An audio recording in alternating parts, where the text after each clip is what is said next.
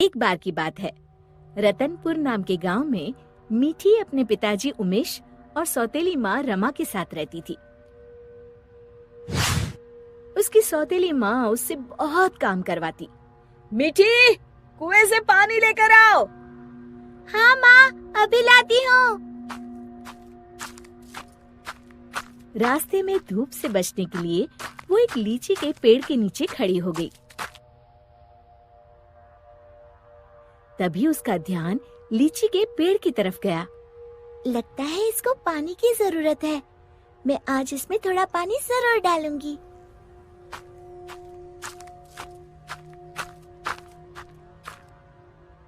लौटते समय मीठी अपने घड़े से थोड़ा पानी लीची के पेड़ में डाल देती है। अब ये उसका रोज का नियम हो गया। जाते समय थोड़ी देर रुकती और आते समय थोड़ा पानी उसमें डाल देती। उसी पेड़ में एक चुड़ैल रहती थी। इतना ठंडा और मीठा पानी बड़े दिनों के बाद मिला है। एक दिन चुड़ैल ने सोचा, क्यों ना इस लड़की को दोस्त बनाया जाए। बहुत दिनों से मैंने कोई इंसान नहीं खाया। और वो मीठी की हम उम्र लड़की का रूप बनाकर कुएं पर बैठ गई। क्या नाम है तुम्हारा? मीठी। और तुम्हारा? अम्बी। अम्बी? अम्बी तो खट्टी होती है। तुम मीठी और मैं खट्टी, मतलब मीठी खट्टी। नहीं, मीठी खट्टी नहीं, मीठी अम्बी। दोनों खिलखिलाकर हंसने लगती है। अरे, मुझे तो तुमसे बातें करके बड़ी देर हो गई। और जल्दी से घड़ा लेकर घर के लिए चल दी। थोड़ा सा पानी उसने लीची के पेड़ में भी डाल दिया। चुड़ैल बहुत दिनों से अकेली रह रही थी। उसे मीठी का साथ अच्छा लगा। वैसे मीठी अच्छी लड़की है, क्यों ना इसे अपनी दोस्त बना लूं। ऐसे ही रोज मीठी और अम्बी कुएं पर मिलती और ढेर सारी बातें करती, खूब हंसती, खिलखिलाती। एक दिन, आज तो बड़ी देर हो गई, मीठी पानी लेने नहीं आई। क्यों ना उसके घर जाकर देखूं। ये सोचकर चुड़ैल मीठी के घर पहुंच गई। वहाँ उसने देखा, मीठी, अभी तक तुमने बर्तन नहीं धोए और पानी भी नहीं लाई। बस माँ, खाना खाकर अभी बर्तन धोती हूँ। कब से खा रही हो? जल्दी उठो, बहुत काम है। खाना खाकर मीठी बर्तन धोने लगी। आज मैंने लीची के पेड़ में पानी भी नहीं डाला और ना ही अपनी दोस्त से मिल पाई। तभी चुड़ैल ने जादू से पूरे बर्तन 1 मिनट में धो डाले। मीठी आश्चर्य से यहाँ वहाँ देख रही थी कि चुड़ैल उसके शरीर में प्रवेश कर गई और वापस आकर सोफे पर लेट गई। अच्छा, तो राजकुमारी आराम फरमा रही है। बर्तन कौन धोएगा? धुल गए। रमा को मीठी की आवाज भारी सी लगी। अच्छा, जादू से धोए हैं क्या? हाँ। अब झाड़ू कौन लगाएगा?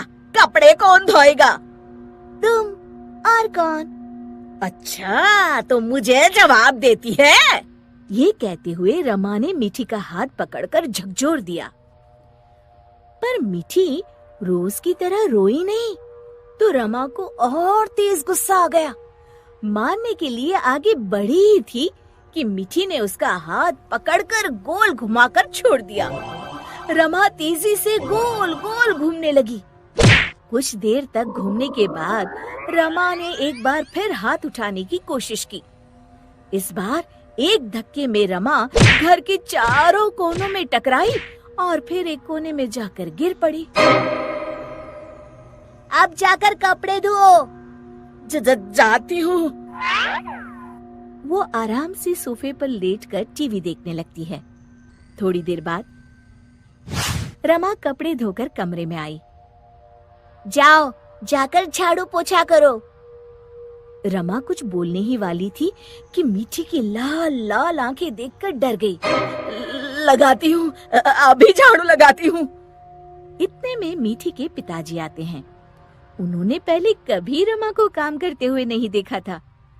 रमा, तुम काम क्यों कर रही हो? मीठी कहाँ है?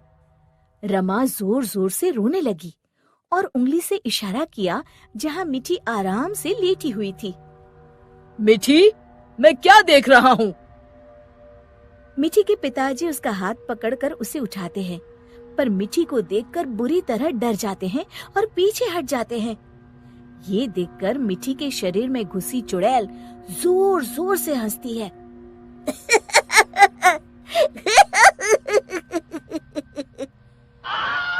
उमेश समझ जाता है कि मीठी पर चुड़ैल का साया है। कौन हो तुम और यहाँ कैसे आई? तभी चुड़ैल मीठी के शरीर से निकलकर लहराती हुई सामने खड़ी हो गई और गूंजती हुई आवाज में उसने कहा, मैं अम्बी हूँ। क्या कहा? अम्बी मतलब लीची वाली चुड़ैल? हाँ, और मीठी मेरी दोस्त है।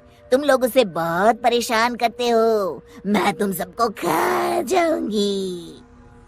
उमेश और रमा डर के मारे थर थर कांपने लगे। हमें माफ कर दो अम्बी, आज से हम ऐसा नहीं करेंगे। हाँ हाँ, हमें माफ कर दो, आज से हम ऐसा नहीं करेंगे। मैं कसम खाती हूँ मीठी को अपनी सगी बेटी की तरह ही रखूंगी। नहीं, तुम सब झूठे हो। अम्बी को बहुत गुस्सा देखकर मीठी बोली, नहीं नहीं अम्बी, तुम मेरी अच्छी दोस्त हो ना, मेरे माँ पिताजी को कुछ मत करो। नहीं, इन्हें सबक मिलना जरूरी है। तुम्हें मेरी कसम। ठीक है, अभी छोड़ देती हूँ, लेकिन जब भी तुम्हें मेरी जरूरत हो मुझे बुलाना, मैं फौरन आ जाऊंगी। और फिर उस दिन के बाद से रमा ने कभी मीठी को तंग नहीं किया।